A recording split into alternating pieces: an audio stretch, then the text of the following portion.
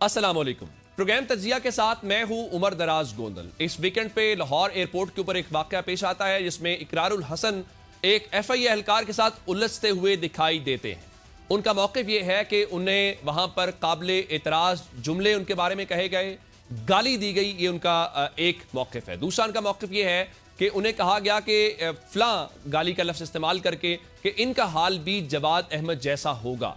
अब जवाद अहमद भी मुल्क के एक मायनाज गुलकार भी हैं, अब वो पार्टी जो है उसको भी हेड करते हैं। अब जवाद अहमद का नाम लेकर अगर कोई बात की जाए तो वो तज़हीक कैसे हो गई है, ये बड़ा अहम मामला है। फिर ये दोनों जवाद अहमद और इकरारुल हसन साहब जो हैं, दोनों एक नई सियासी जमातों के या तहरीकों के सरबराह हैं।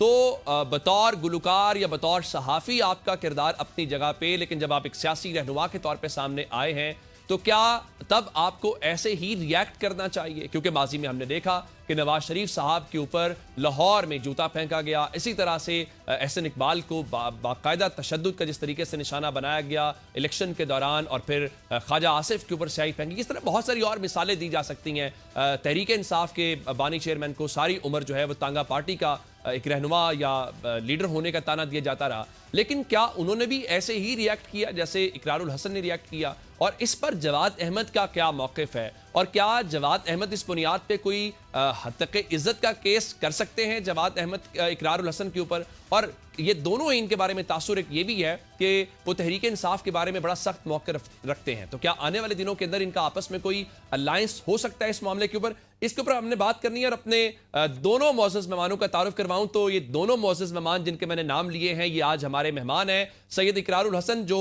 अवाम राज तहरीक के सरबराह हैं। इकरार साहब, आपके वक्त का बहुत शुक्रिया। और चेयरमैन बराबरी पार्टी पाकिस्तान जवाद अहमद भी हमारे साथ मौजूद है। जवाद साहब, आपके वक्त का बहुत शुक्रिया। आगाज शाह साहब आपसे करते हैं। ये जो वाकया एयरपोर्ट के ऊपर आया, जिसकी वीडियो सोशल मीडिया के ऊपर सर्कुलेट कर रही हैं, मुझे पहले तो ये बताइए कि मैं जब बात कर रहा हूं सैयद इकरारुल हसन से, तो क्या मैं इकरारुल हसन से बतौर सहाफ़ी बात करूंगा, एक तहरीक या सियासी पार्टी के सरबराह के तौर पे बात करूंगा, या एक सोशल मीडिया एक्टिविस्ट के तौर के ऊपर बात करूंगा? यानी अब आप जनाब का तारुफ किस तरह से करवाऊंगा?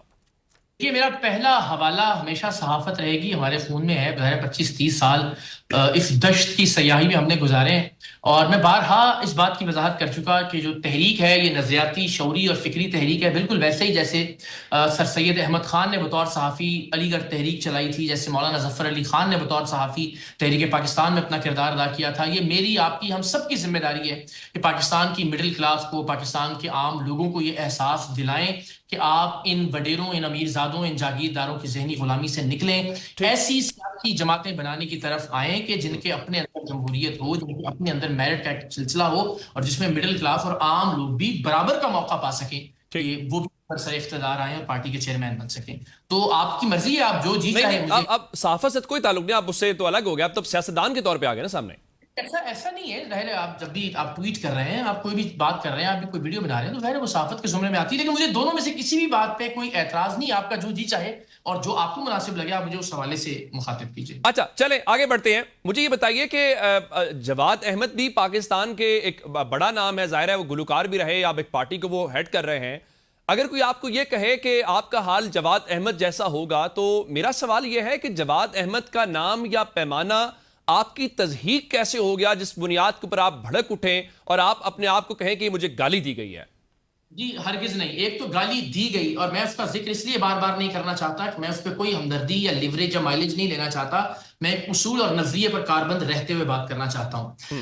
जो कहा गया गाली के अलावा वो ये था कि ये भी जवाद अहमद की तरह जलील होगा। मैंने अपने वीलॉग में भी बेऐने ही ये जुमले अदा किए, आप चाहें तो ये देख सकते हैं।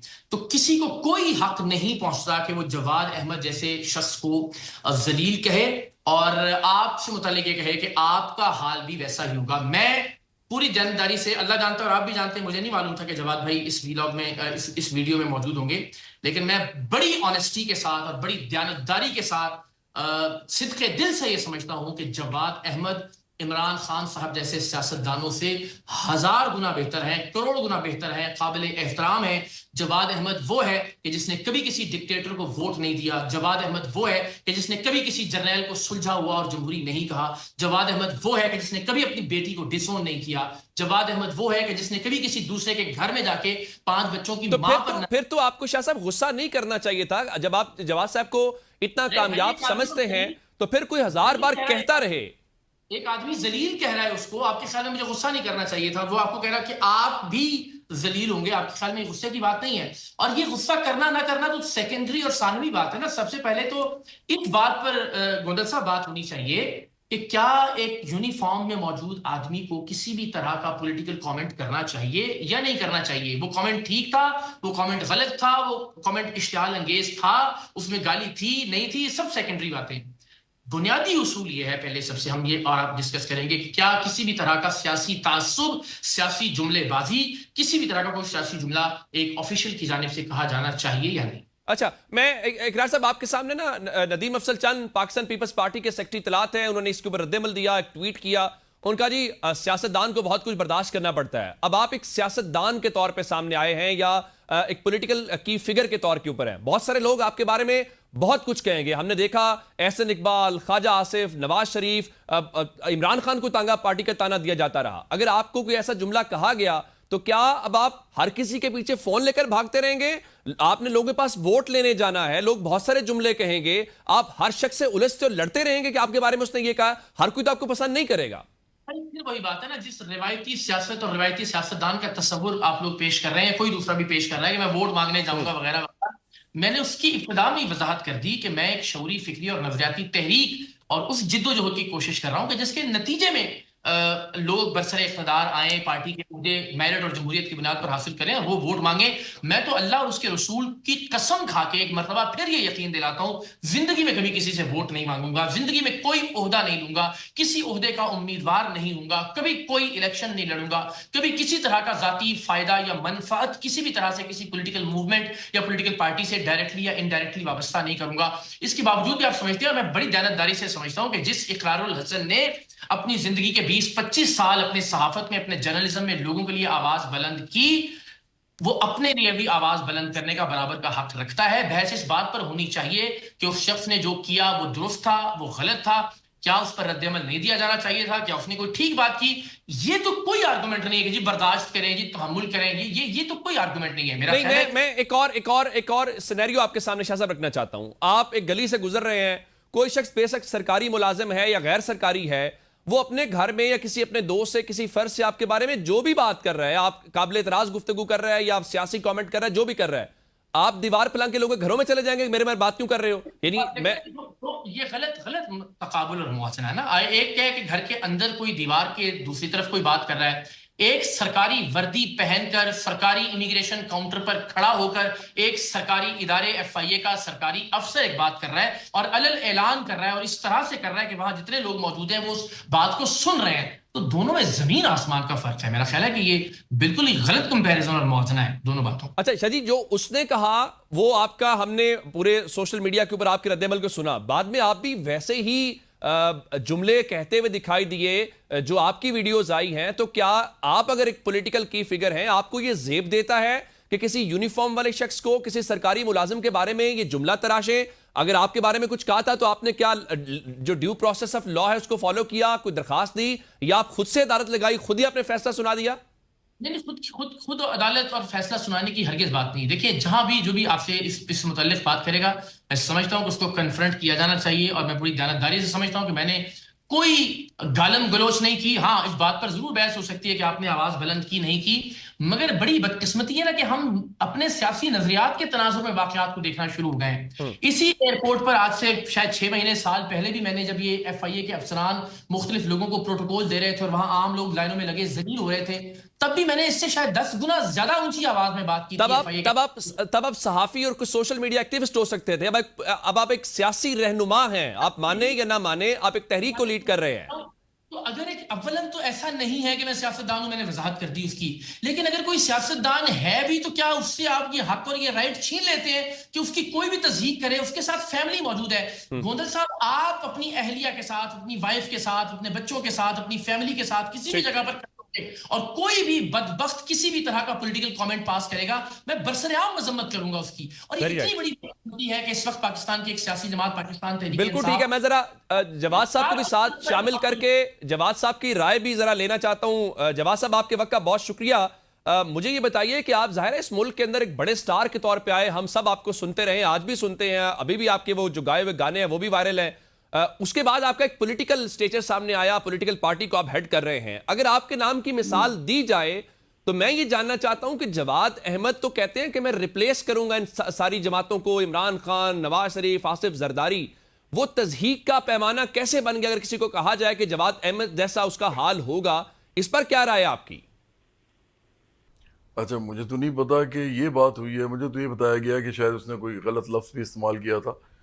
تو جہاں تک یہ بات ہے تو اس میں تو کوئی ایسا معاملہ نہیں ہے. مجھے یہ اقرار بہتر بتا سکتے ہیں کہ اس نے ایگزیکٹلی کیا کہا تھا. لیکن جو اصل بات ہے نا عمر، وہ یہ ہے کہ اس ملک کے اندر ان تمام جتنے بھی لوگ ہیں ان کو یہ ایشو بنا ہوا ہے کہ کوئی نئے لوگ آئیں سیاست میں، کہیں سے بھی آئیں، وہ چاہے شوبز سے آئیں، چاہے نیوز سے آئیں جیسے اقرار آئے ہیں، یا اور بھی بہت سے لوگ ہیں جو آ سکتے ہیں آئندہ بھی.